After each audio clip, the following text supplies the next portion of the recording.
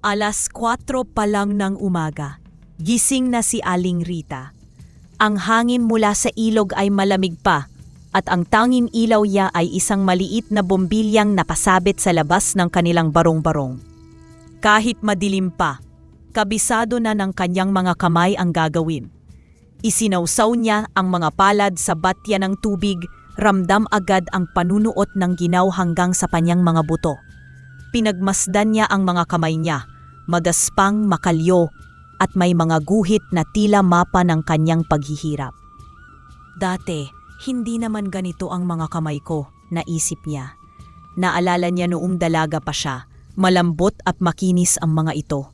Ngayon, tila balat na ng lupa, simbolo ng walang katapusang pagkayod.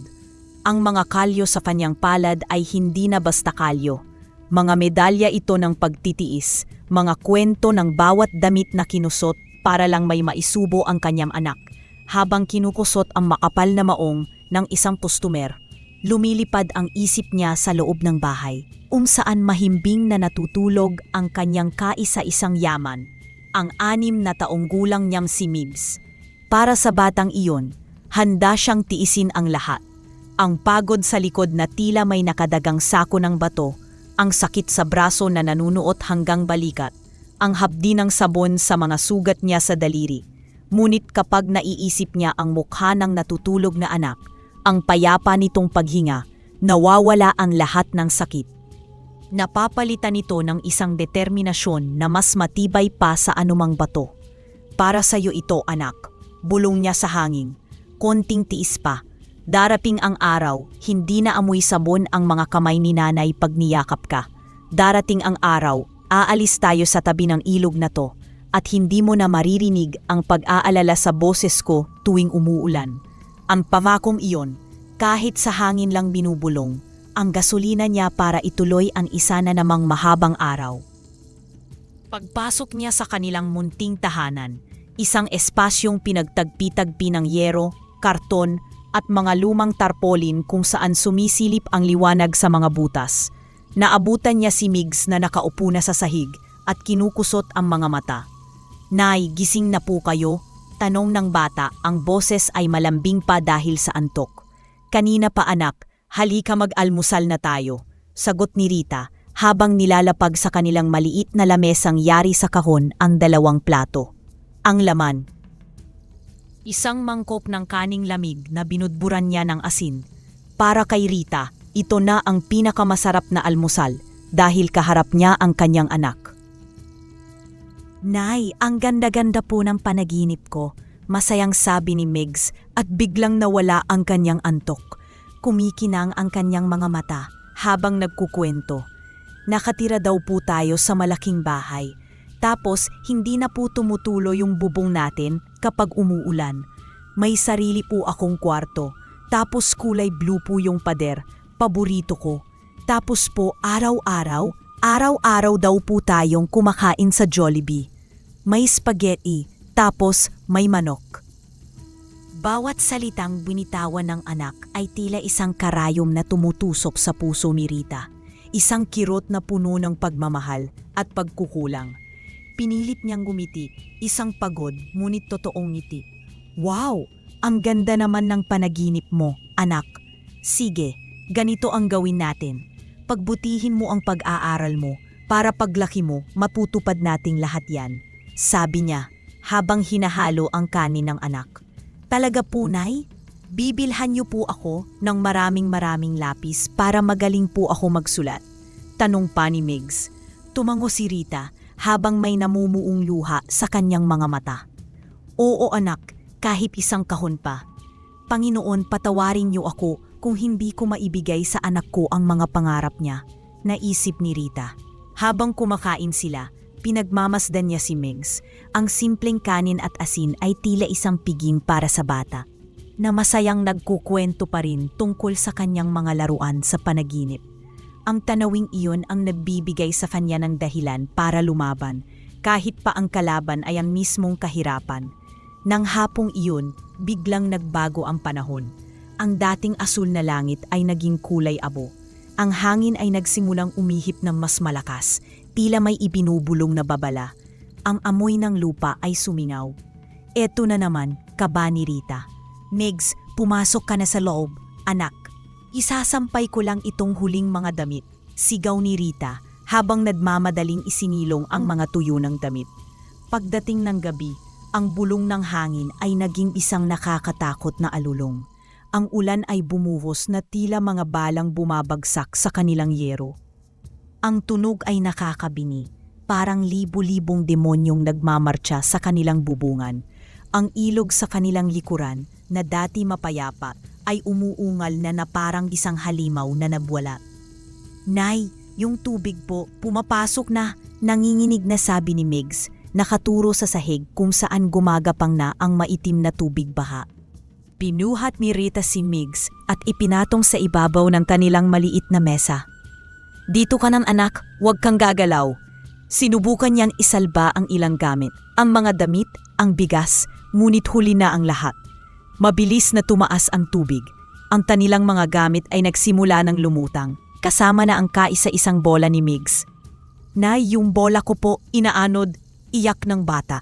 Susubukan sana itong abutin ni Rita, ngunit isang malakas na hampas ng alon ang yumanig sa kanilang bahay. Kinailangan niyang yakapin ang poste para hindi sila matangay. Nay, natatakot po ako, humahabulgol na sabi ng bata. Masisira na po ba yung bahay natin? Mamamatay po ba tayo? Niyakap ni Rita ang anak ng mahigpit. Ang dibdib niya ay sumisikip sa takot, ngunit kailangan niyang maging matatag. Huwag kang matakot anak, yakap ka ni nanay, hindi kita bibitawan, sabi niya habang naririnig nila ang paghampas ng mga inanod na kahoy sa kanilang dingding. Bawat kalabog ay tila isang banta na guguho na ang kanilang tahanan. Magdasal tayo, Migs, bulong ni Rita. Ang luha niyang ihumahalo na sa tubig ulan sa kanyang mukha. Panginoon, kayo na po ang bahala sa amin. Huwag po ang anak ko.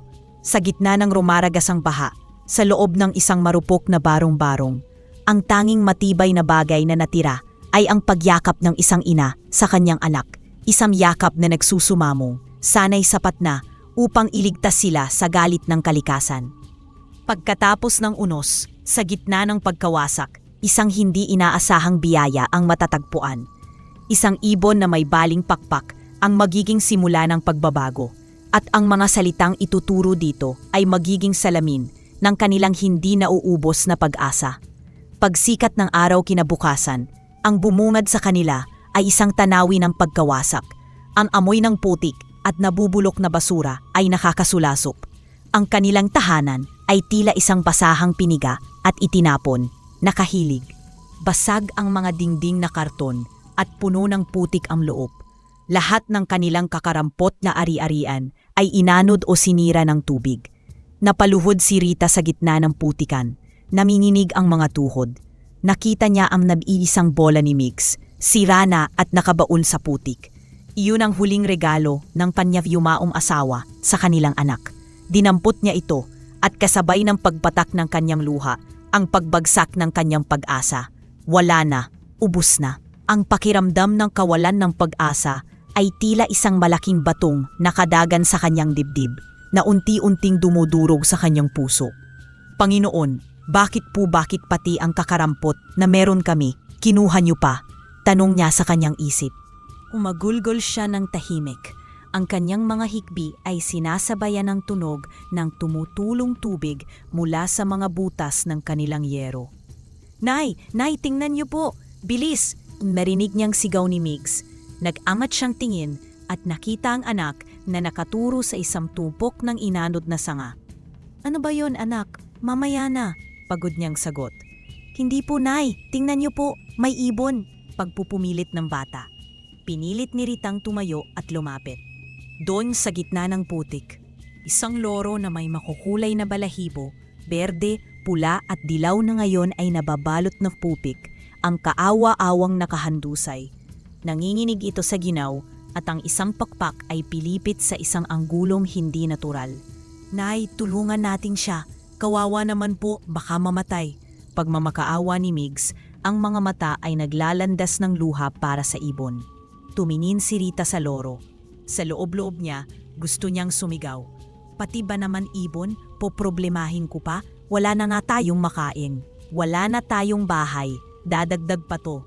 Ngunit nang makita niya ang itsura ni Migs, ang puong awa at pag-aalala sa mukha nito at nang tumingin siya sa mga mata ng ibon na puno ng takot, tila nakita niya ang kanilang sarili.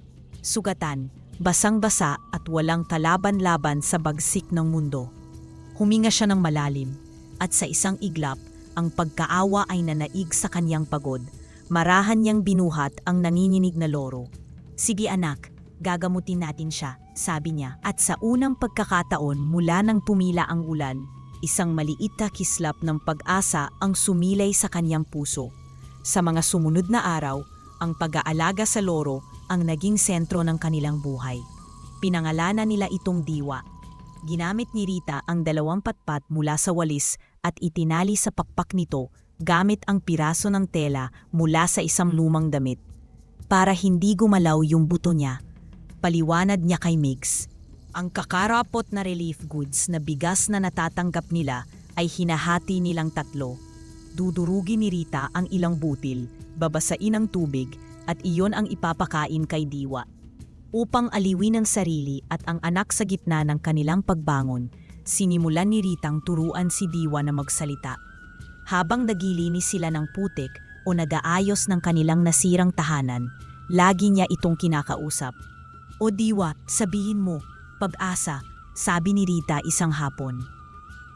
Habang pinupunasan ang mga balahibo ng loro. Pag-asa, para hindi tayo sumuko. Pag-asa, pag-asa, masayang ulit ni Migs habang kinikiliti ang tiyan ng ibon. Ang ritual na ito ay nagpatuloy araw-araw. Diwa, sabihin mo naman laban lang. Kasi kahit mahirap, kailangan nating lumaban, di ba Migs? Opo Nay, laban lang Diwa, laban lang. Isang gabi, habang natutulog si Migs, niyakap ito ni Rita. Ang bigat sa kanyang dibdib ay naroon pa rin. Ang takot sa kinabukasan ay hindi nawawala. Tumingin siya kay Diwa na natutulog sa isang maliit na kahon sa tabi nila.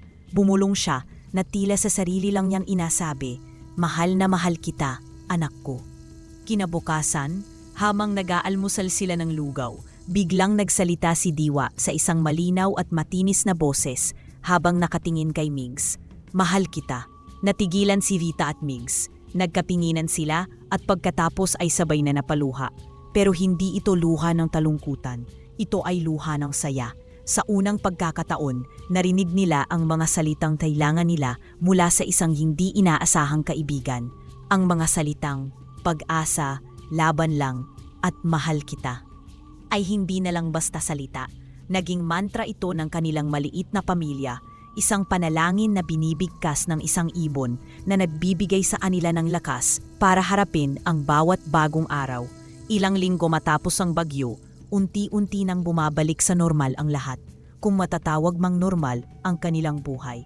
Si Diwa na mabilis gumaling ang pakpak ay naging sentro ng kanilang munting mundo. Isang hapon, habang abala si Rita sa pag-aayos ng labada, dumating si Aling Nena para kunin ang kanyang mga damit.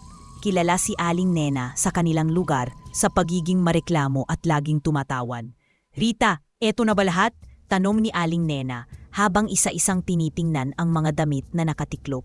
"Naku, parang may kulang. Yung paborito kong bestida, hindi ko makita." Kinabahan si Rita. "Naku, Aling Nena, sigurado po akong nandyan lahat. Inisa-isa ko po yan." "Abay, sinasabi mo bang sinungaling ako?"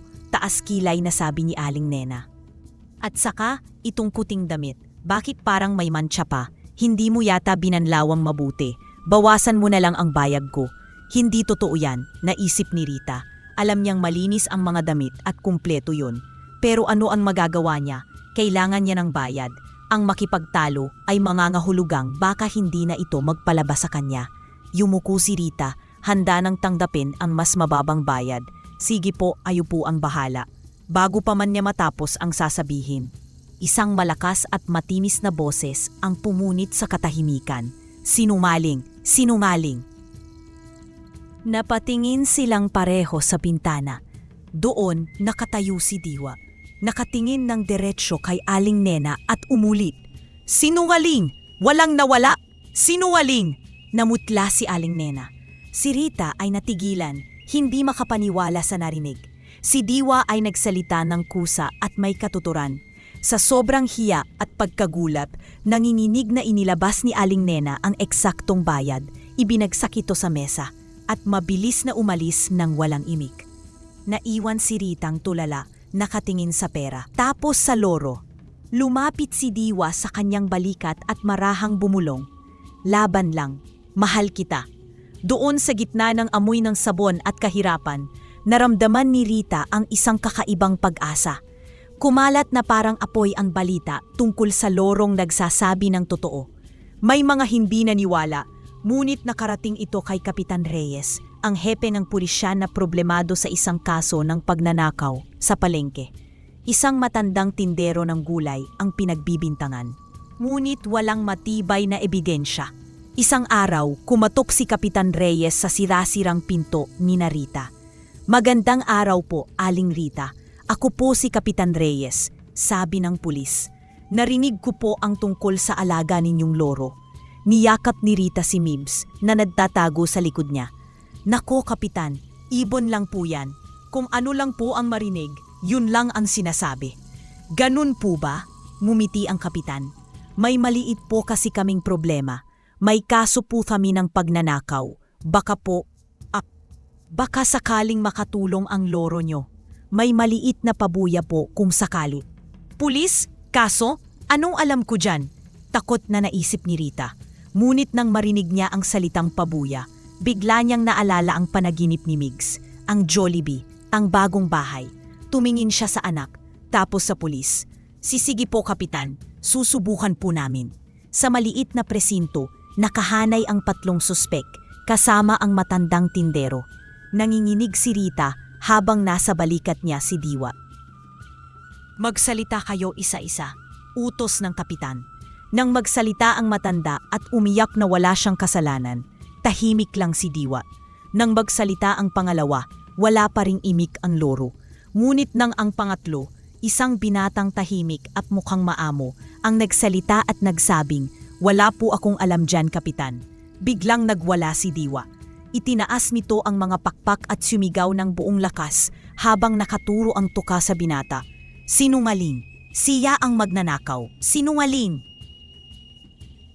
Sa sobrang gulat, napaluhod ang binata at humagulgol. Inamin ang pagnanakaw. Naiyak sa tuwa ang matandang napagbintangan. Nanginginig na inabot ni Kapitan Reyes kay Rita ang isang sobre. Maraming salamat Aling Rita, malaking tulong ito. Nang buksan ni Rita ang sobre, nakita niya ang 5,000 piso. Hindi pa siya nakahawak ng ganito kalaking pera. Sa pag-uwi, dumaan sila sa Jollibee. Naalala niya ang bawat detalye ng panaginip ni Migs. Pumasok siya. At kahit nanginginig ang mga kamay, bumili siya ng isang bucket ng Chicken Joy, spaghetti, at bumili rin siya ng bagong bola. Pagdating sa bahay, inilatad niya ang pagkain sa sahig. Napahinto si Migs. Ang mga mata niya'y nanlaki, puno ng hindi makapaniwalang saya. Nay, totoo po ba to? Hindi po ba to panaginip? Tanong niya, ang boses ay nanginginig. Hindi na nakasagot si Rita. Tumango lang siya habang sunod-sunod na pumatak ang kanyang mga luha. Sinimulan nilang kumain. Pagkatapos ng unang kagat ni Mig sa manok, napahinto ito at tumingin sa kanyang ina. Ang bibig ay puno pa. Nay, ang sarap po! Sabi niya nang may kislap sa mga mata. Mas masarap pa po sa panaginip ko. Totoong-totoo po yung manok at spaghetti. Lalo lang napahagulgol si Rita sa narinig. Niyakap niya ang anak habang kumakain ito. Sa sahig ng kanilang sirang tahanan, sa gitna ng amoy ng fried chicken at matamis na spaghetti. Kumain sila habang magkayakap at umiiyak. Mga luha ng pasasalamat, luha ng isang pangarap na sa wakas ay natupad. At luha para sa isang bagong simula na dala ng isang mahiwagang huni. Ang balita tungkol kay Diwa ay umabot sa mga abogado.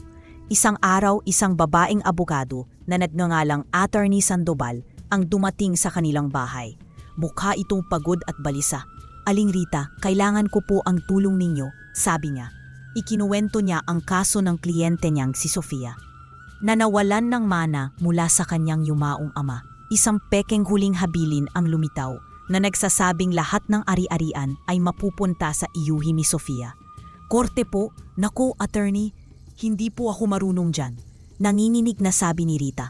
Anong gagawin namin sa korte? Pag-uusapan kami, pagtatawanan. Isang labandera at isang loro, lalaban sa mga mayayaman. Ang takot ay gumapang sa kanyang dibdib. Aling Rita, naawa po ako sa kliyente ko. Kitang-kita ko po ang katotohanan sa mga mata niya, pero wala kaming ebidensya. Pagmamakaawa ng abogado.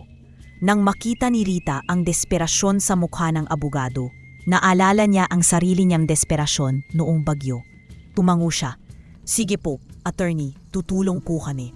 Ang araw ng paglilitis ay nakakakaba. Ang korte ay isang malaking silid na malamig at puno ng mga taong seryoso ang mukha. Nakaupo si Rita sa isang sulok, yakap si Migs habang si Diwa ay tahimik sa kanyang balikat.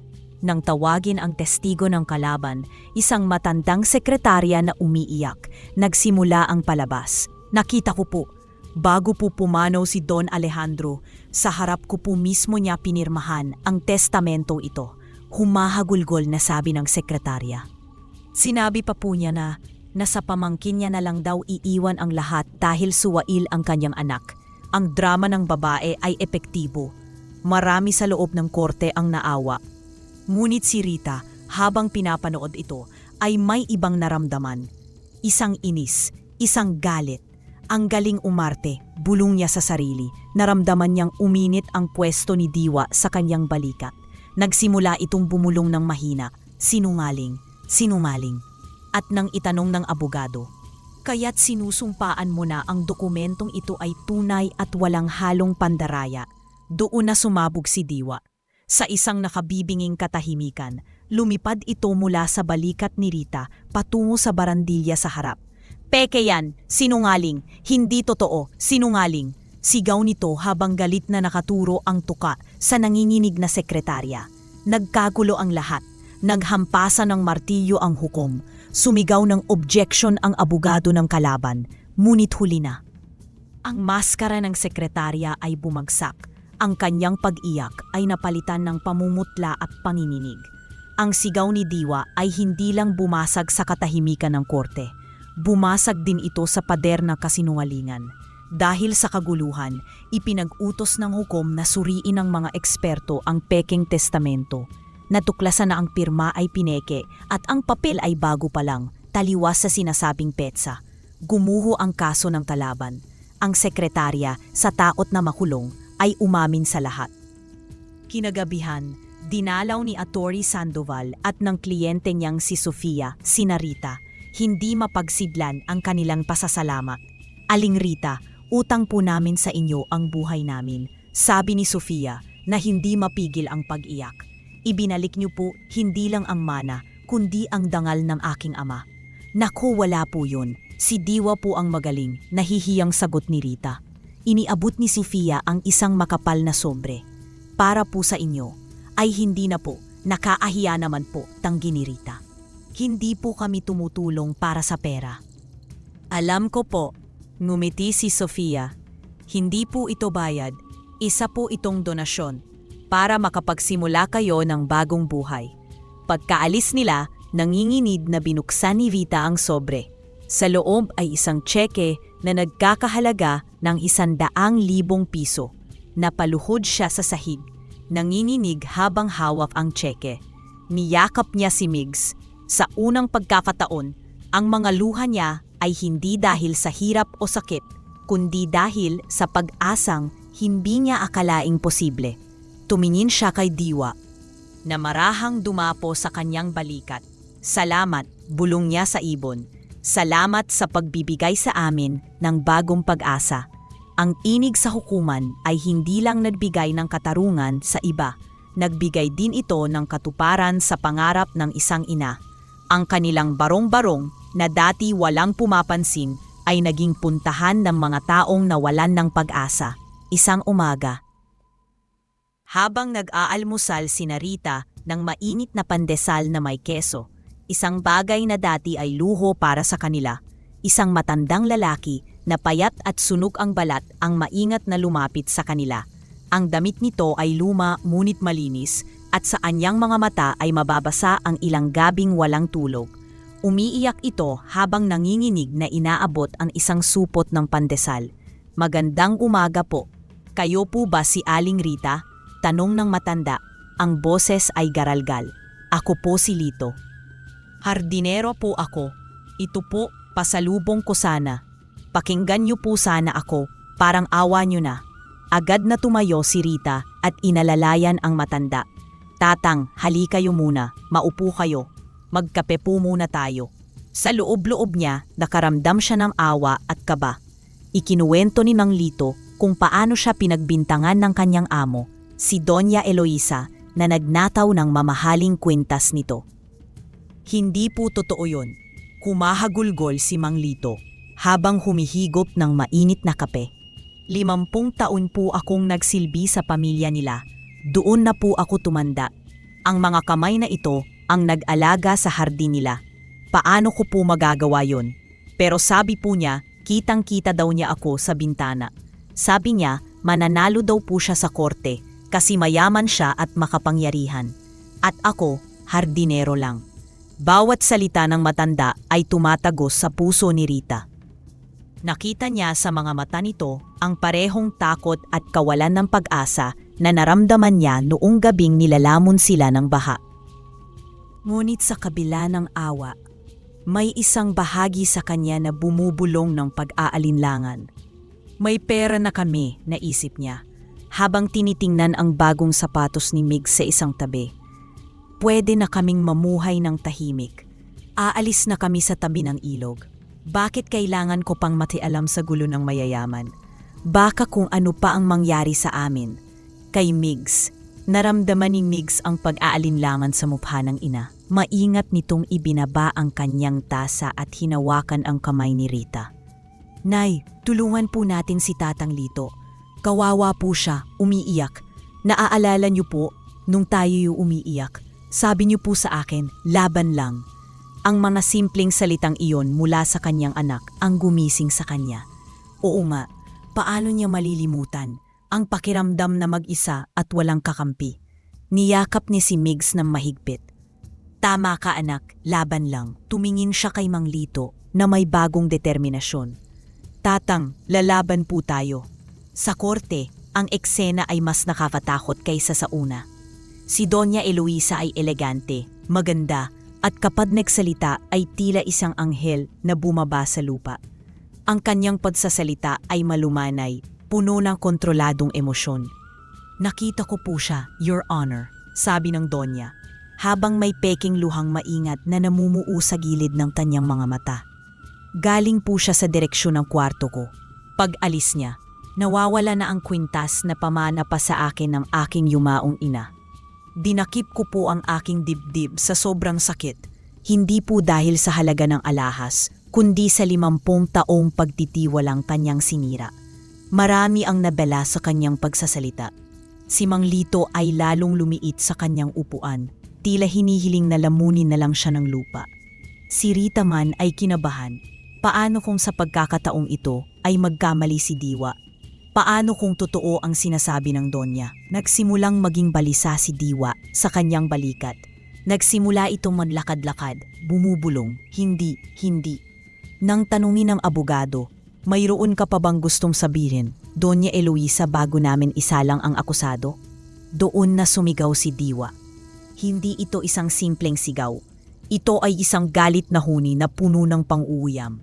Sinungaling, walang nakita, walang ninakaw, puro kasinungalingan, artista, paulit-ulit nitong isinisigaw.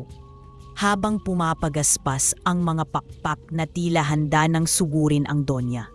Ang walang tigil na sigaw ay nagdulot ng matinding pagkairita sa korte at napilitan ang hukom na magdeklara ng reses at ipahanap ang CCTV footage ng mansyon para lang mapatahimik ang lahat.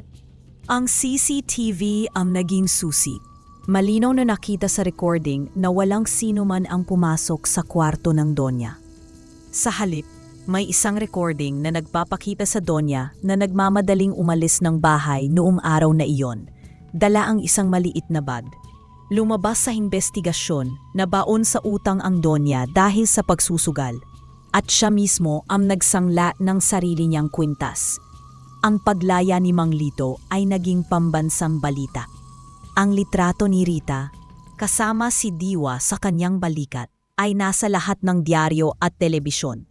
Pinawag silang kampeon ng mga inapi at kasabay ng kanilang pagsikat ang pag-agos ng pasasalamat.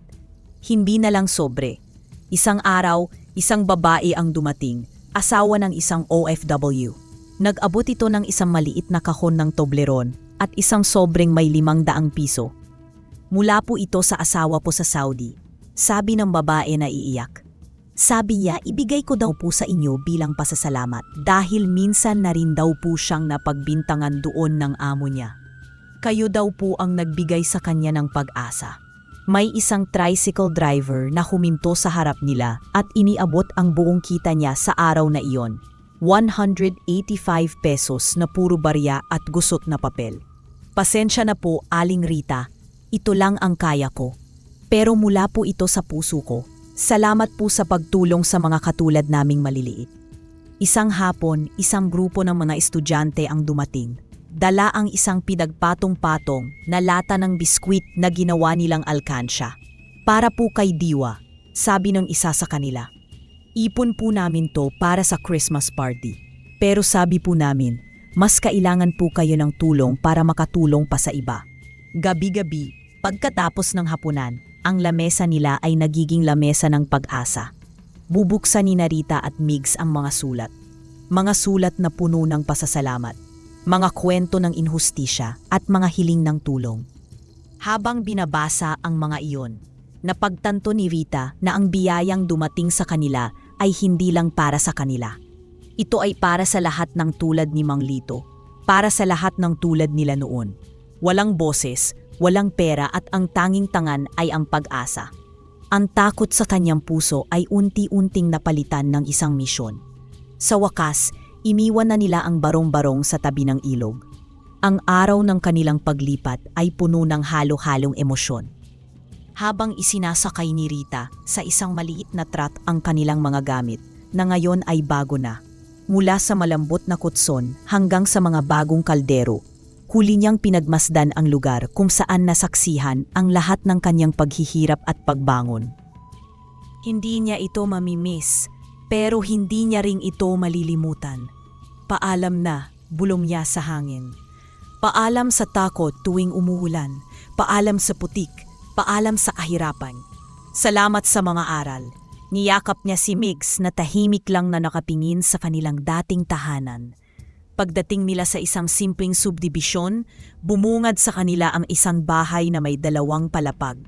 Hindi ito mansyon, ngunit malinis, matibay at may maliit na hardin sa harap na pwedeng paglaruan. Pagbukas pa lang ng pinto, naamoy na nila ang bango ng bagong pintura at sahig na kahoy.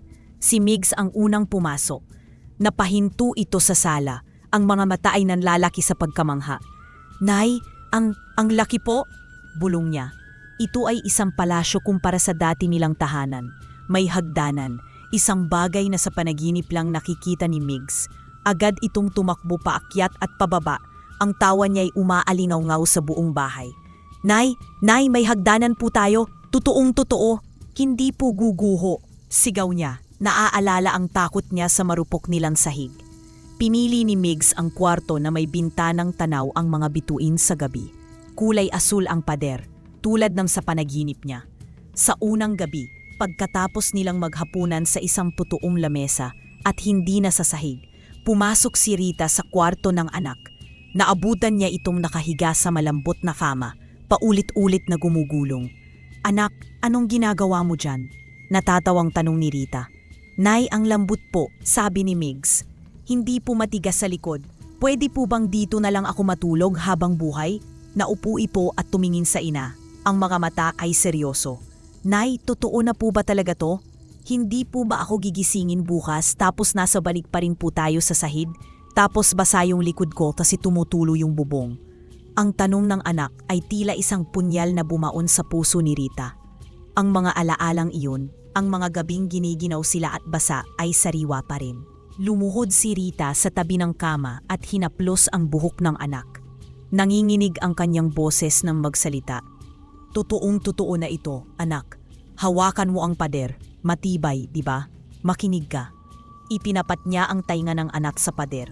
Wala kang maririnig na tulo, di ba? Kasi hindi na papasukin ng ulan ang bahay natin. Hindi na tayo babahain dito. Hindi ka na matutulog ng giniginaw. Ligtas na tayo, anak ko. Doon na bumuhos ang luha nilang mag-ina. Niyakap ni Rita si Migs ng mahigpit at sa balikap ng anak, tahimik siyang humagulgol. Mga luha ng pasasalamat, luha ng kaginhawaan, at luha ng isang inang sa wakas ay natupad na ang pangakong magkaroon ng ligtas na tahanan para sa kanyang anak. Isang linggo pagkatapos nilang lumipat, may isa pang sorpresa si Rita. Maaga niyang ginising si Mids. "Anak, magbihis ka, may pupuntahan tayo," sabi niya puno ng pananabik. "Saan po tayo pupunta, Nay?" "Araw ng linggo po." "Wala kayong labada?" nagtatakang tanong ni Migs. "Basta, sorpresa," nakangiti sagot ni Rita. Paglabas nila ng bahay, ang bumungad kay Migs ay isang bagong kotse na kulay pula, kumikinam sa sikat ng araw. Napanganga ang bata. "Wow, Nay, sa ating po yan?" Hindi makapaniwalang tanong niya. "Oo anak, sa ating to," sabi ni Rita habang iwinawagayway ang susi. Maingat na hinaplos ni Migs ang makinis na pintura. "Ang ganda po, Nay, parang sa TV lang. Hindi na po tayo mag-aabang ng jeep sa kanto? Hindi na po tayo mababasa ng ulan?" "Hindi na anak, halika, sakay na," sabi ni Rita. Pinagbuksan ng pinto ang anak. Sumakay sila. Ang amoy ng bagong kotse ay tila isang pabango ng tagumpay. Para kay Rita, ang sasakyan ay hindi lang bakal at gulong, ito ang susi ng kanilang kalayaan. Hindi na tayo maglalakad sa putik wigs, hindi ka na mababasa ng ulan papasok sa eskwela. Hindi na tayo mag-aalala kung paano uuwi sa gabi. Naisip niya habang sinisimulang paandarin ang makina. Sa kanilang unang pamamasyal, wala silang tiyak na pupuntahan. Nagpatugtog sila ng masayang kanta sa radyo. Ibinaba nila ang mga bintana. Idinungaw ni Migs ang kanyang ulo, nililipad ng hangin ang kanyang buhok, at ang tawa niya ay mas malakas pa kaysa sa musika. "Ang bilis po, Nay, ang sarap ng hangin. Mas mabilis pa po sa tricycle ni Mang Berto." Dumaan sila sa isang parke na dati pinapangarap lang nilang puntahan. Bumili sila ng sorbetes at lobo. Habang pinapanood ni Rita ang kanyang anak na masayang nagpapatakbo ng saranggola, ang puso niya ay tila sasabog sa kaligayahan. Naalala niya ang mga araw na ang tanging hiling niya ay sapat na pamasahe para makauwi sila. Naalala niya ang pagod sa paglalakad sa ilalim ng tirik na araw. At ngayon narito sila, malaya. Napaluha na naman siya, ngunit pinunasan niya ito agad. Ang mga luhang ito ay para sa kanya na lang. Ang gusto niyang makita kay Migs ay ang kanyang ngiti. Ang bawat tawa ng kanyang anak ay isang musika sa kanyang tainga. Isang patunay na ang lahat ng sakripisyo, lahat ng takot at lahat ng luha ay sulit. Ang huni ng katotohanan ay hindi lang nagbigay sa kanila ng bahay at kotse. Ibinalik nito ang kinuha ng ilog, ang kanilang mga pangarap at ang kalayaang mabuhay ng walang takot. Ang kanilang buhay ay naging komportable. Ang mga umaga ni Rita ay hindi na nagsisimula sa amoy ng sabon, kundi sa amoy ng bagong lutong sinangag at mainit na kape. Si Migs ay pumapasok na sa isang magandang eskwelahan, suot ang malinis at plantsadong uniforme. Ngunit sa kabila ng lahat ng kaginhawaan, may isang bagay na bumabagabag kay Rita. Tuwing gabi, mula sa bintana ng kanyang malinis na kwarto, sa di kalayuan, natatanaw niya ang kumpol ng mga ilaw mula sa kanilang dating komunidad sa tabi ng ilog. Isang tanawing nagpapaalala sa kanya ng lahat.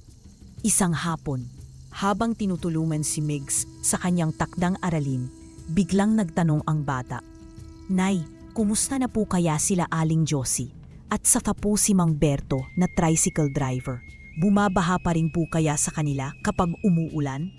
Ang simpleng tanong na yon ay tila isang malakas na sampal kay Rita. Oo nga, sila, masarap na ang buhay. Ngunit paano na ang mga naiwan doon? Ang mga kapitbahay na nagbahagi sa kanila ng kapiraso ng isda. Ang mga kaibigan ni Migs na kasama niyang naglalaro sa putikan. Napayakap siya sa anak. Hindi love para sa atin ang biyayang ito. Bulong niya sa kanyang sarili. Regalo ito ng Diyos at kailangan kong ibahagi. Hindi ako pwedeng maging masaya dito habang sila, nandoon pa rin sa panganib. Kinabukasan, tinawagan niya si Attorney Sandoval. Attorney, gusto ko pong gamitin ang pera para tulungan ang dati kong komunidad.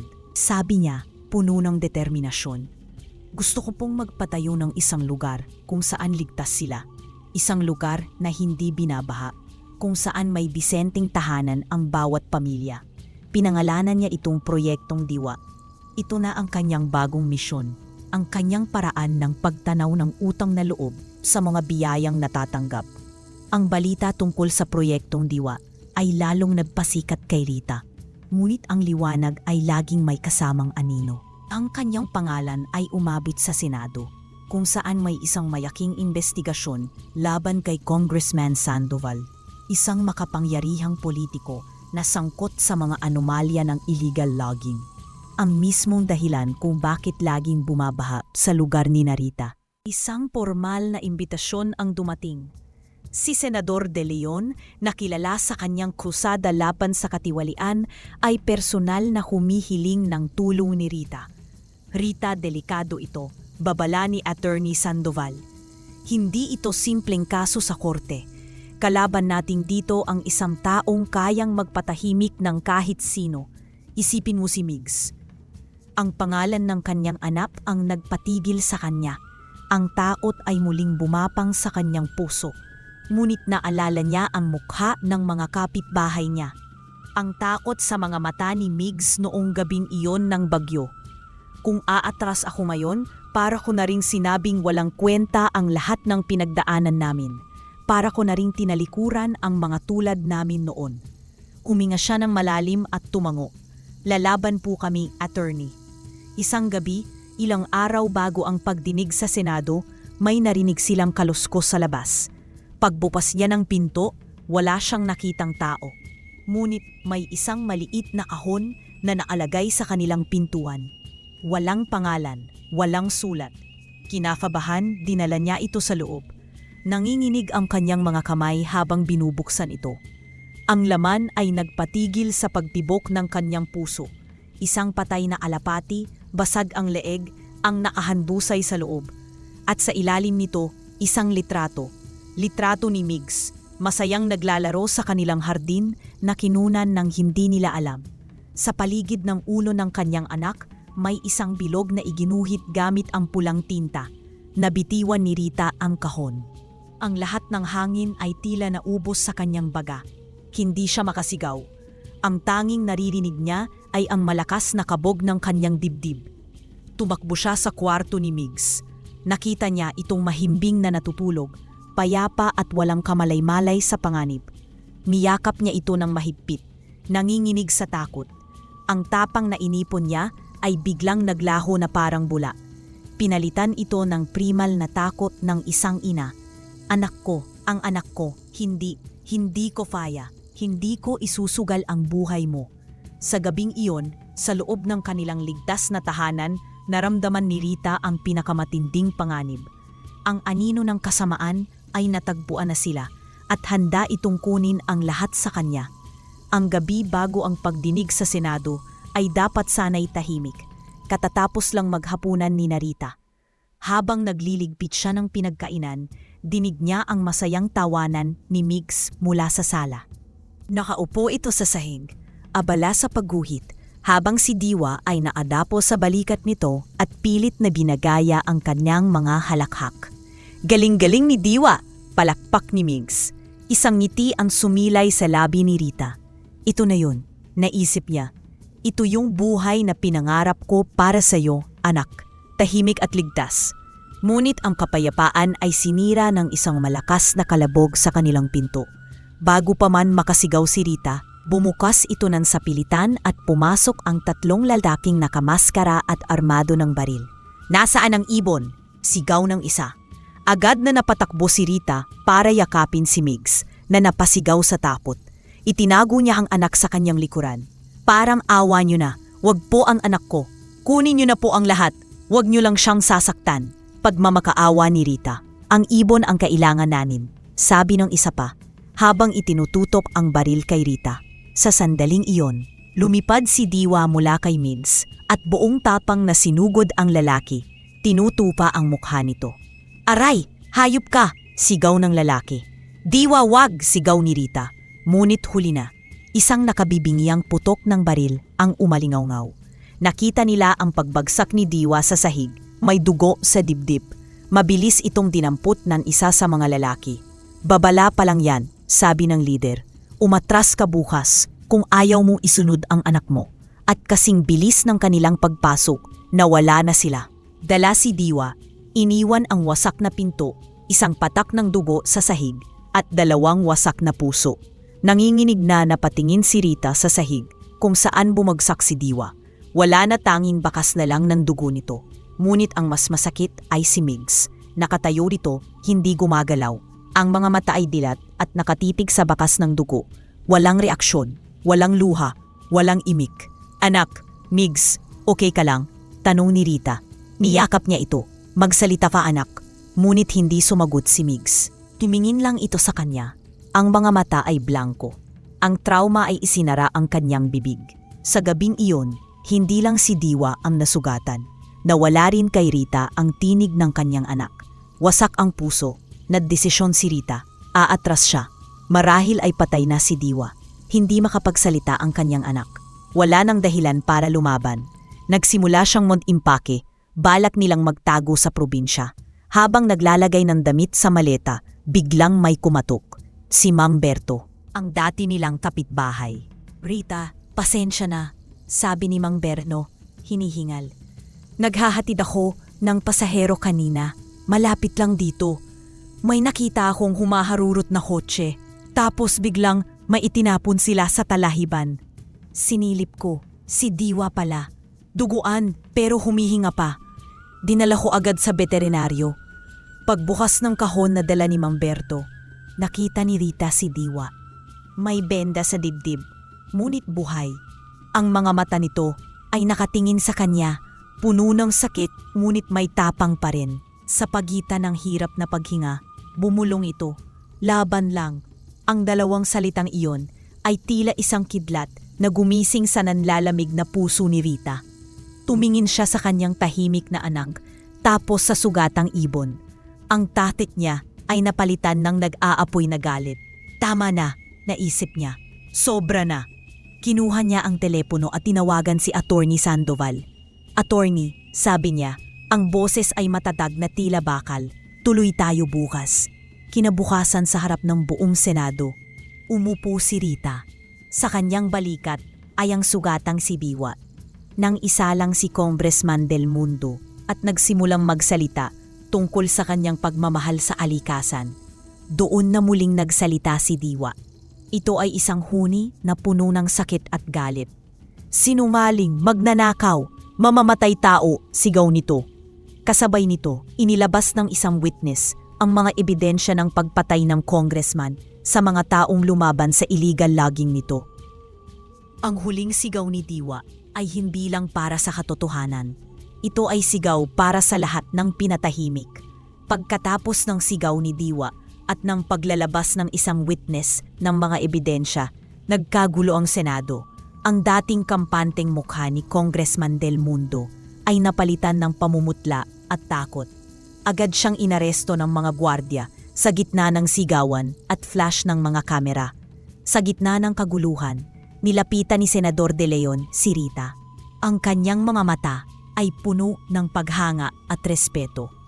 Aling Rita, sabi niya, ang boses ay nanginginig sa emosyon. Hindi ko alam kung paano pa sasalamatan. Ang tapang na ipinakita mo ngayon, hindi lang nito iniligtas ang investigasyon. Iniligtas mo ang dangal ng institusyong ito. Sa ngalan ng sambayanang Pilipino, maraming salamat. Isa't isang lumapit ang iba pang mga senador. Kinakamayan siya at pinupuri ang kanyang katapangan. Ikaw ang tunay na bayani, sabi ng isa. Sana'y dumami pa ang katulad mo. Naiyak lang si Rita. Para po ito sa anak ko, sabi niya. At para po sa lahat ng biktima na pinatahimik niya. Alam namin, mumiti si Senador De Leon. At dahil dyan, may munting handog ang Senado para sa iyo at sa iyong magiting na kasama. Iniabot niya kay Rita ang isang malaking sobre. Hindi nito mababayaran ang panganib na sinuong ninyo. Ngunit ito ay isang simbolo ng aming pasasalamat. Isang gantimpala mula sa bayan para sa inyong pambihirang katapangan. Nanginginig na binuksan ni Rita ang sobre. Sa loob ay isang tseke. Ang halaga ay napakalaki. Sapat para itayo hindi lang isang relocation site, kundi 10 pa. Napatingin siya sa tseke. Tapos kay Migs na tahimik pa ring nakatingin sa kanya. Niyakap niya ang anak. Ang perang ito ay hindi lang pera. Ito ang katuparan ng kanyang misyon. Ito ang kinabukasan ng kanyang anak. Ito ang bunga ng bawat sigaw ng katotohanan. Makalipas ang 1 taon, ang dating lugar ng mga barong-barong sa tabi ng ilog ay isa na lamang alaala. Sa isang ligtas na lupain malayo sa banta ng baha. Itinayo ang Diwa Relocation Site. Ang araw ng pagpapasinaya nito ay isang pista, may mga banderitas na gawa sa makukulay na plastik. At ang hangin ay puno ng amoy ng nilutong pagkain at tunog ng masayang musika. Ang mga dating barong-barong ay napalitan na ng mga disenteng bahay na may iisang disenyo, maliliit ngunit matitibay. Bawat isa ay may munting harbin sa harap. Napatayo si Rita sa gilid ng entablado. Pinagmamasdan ng lahat. Ang puso niya ay umaapaw sa mga emosyong hindi niya mapangalanan. Nakita niya si Migs na naglalaro kasama ang ibang mga bata. Naghahabulan sila sa damuhan. At ang tawa ng kanyang anak, isang tunog na minsan niyang inakalang hindi na niya maririnig muli, ay ang pinakamagandang musika sa kanyang pandinig. "Nay, tingnan niyo po ang taas ng lipad ng saranggola ko," sigaw ni Migs. At ang bawat salita ay tila isang himala na nagpapagaling sa mga huling sugat sa puso ni Rita. Lumapit sa kanya si Mang Berto, na ngayon ay isa sa mga lider ng kanilang bagong komunidad. May dala itong isang baso ng palamig. "O Rita, para sa'yo," sabi nito, abot tenga ang ngiti. "Salamat dito ha, sa lahat ng ito." "Wala po yun, Mang Berto, para po sa ating lahat ito." Nakangiping sagot ni Rita. "Hindi Rita, para sa'yo ito." Giit ng matanda. "Naalala ko pa noong araw na binala ko sa'yo si Diwa, duguan at hirap na huminga. Akala ko katapusan na, akala ko susuko ka na. Pero lumaban ka. Tinuruan mo kaming lahat na lumaban.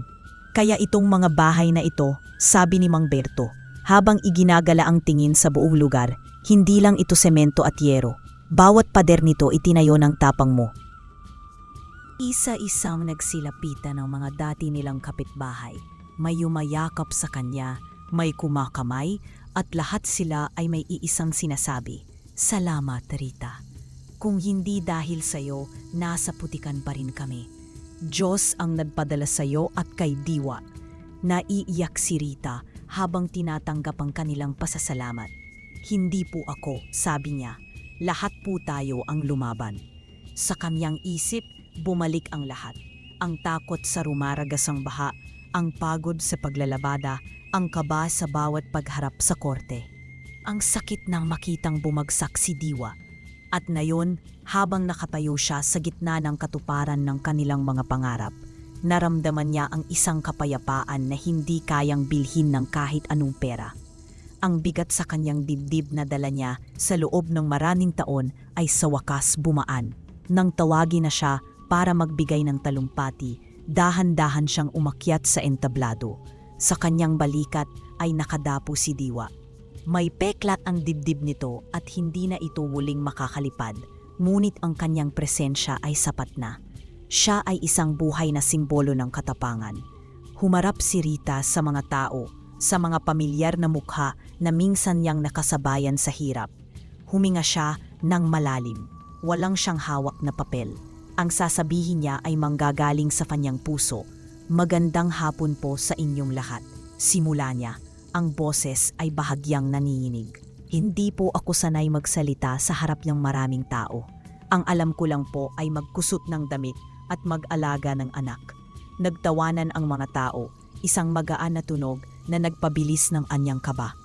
"Naaalala ko pa po noong unang araw pagkatapos ng bagyo. Nawalan po tayong lahat. Ang tanging pag-aari natin ay ang putik sa ating mga paa at ang takot sa ating mga puso. Noong araw na iyon, natagpuan namin si Diwa, isang ibon na bali ang pakpak, kaawa-awa, tulad nating lahat. Inalagaan namin siya At habang gumagaling ang kanyang pakpak, hindi namin namalayan, pinapagaling din pala niya ang ating mga puso. Tumingin siya kay Migs, na ngayon ay napatayo na sa harap lang entablado, nakatingala sa kanya ng may paghanga. Tinuruan ko po siyang magsalita ng 3 bagay: pag-asa, laban lang, at mahal kita. Dahil noong mga panahong iyon lang po ang meron tayo. At ngayon, habang tinitingnan ko po kayo sa inyong mga bagong tahanan, nakikita ko na ang mga salitang iyon ay nagkatotoo. Ang pag-asang hindi tayo pababayaan, ang tapang na lumaban para sa tama. At ang pagmamahal sa isa't isa na nagpatibay sa atin. Nagpatuloy siya. Ang proyektong ito ay hindi galing sa akin. Galing po ito sa bawat isa sa inyo na naniwala. Galing ito sa mga taong tumulong na hindi nagdalawang isip. At higit sa lahat, galing po ito kay Diwa na isinugal ang kanyang buhay para isigaw ang katotohanan. Pagkatapos ng kanyang talumpati, isang malakas na palakpakan ang umalingaw-naw. Tumayo ang lahat. At ang kanilang mga mukha ay puno ng luha at pasasalamat. Sa gitna ng inay at pagbubunyi, yumuko si Rita at ang mga luha na kanina pa niyang pinipigilan ay tuluyan ng bumagsak.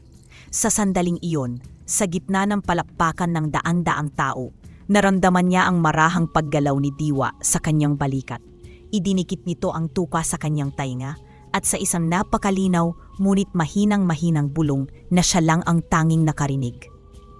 Sinabi nito ang mga salitang minsan niyang ibinulong sa kanyang natutulog na anak, ang mga salitang naging simula ng lahat. Mahal kita, Rita. Napapikit si Rita.